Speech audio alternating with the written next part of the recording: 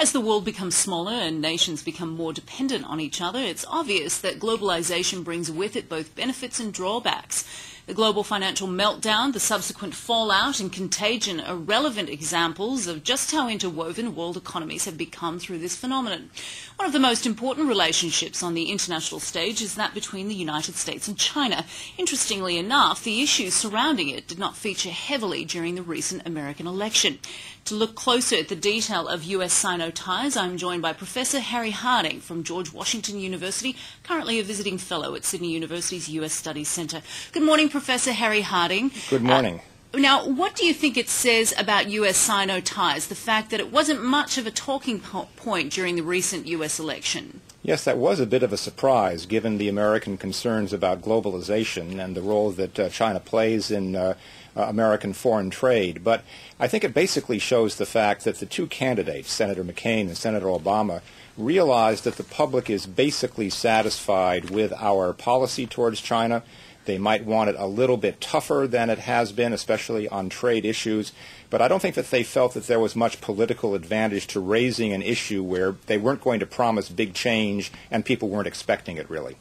But there are still issues where the two nations aren't in agreement. Yes. Will this create tension in the future then? Well, it certainly could. And, of course, one of the big shocks that some of us had anticipated might pose real problems is, in fact, a global recession, which we are seeing right now, which traditionally makes trade issues and investment issues more controversial in the United States and probably now in China.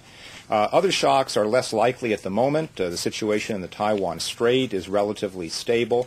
But another thing to watch, of course, is whether the economic slowdown in China causes severe protests that attract repression, are visible on people's television sets around the world. We're seeing an uptick in protests already as unemployed workers are protesting the lack of severance pay or unemployment compensation. So those are the two shocks to look at right at the moment.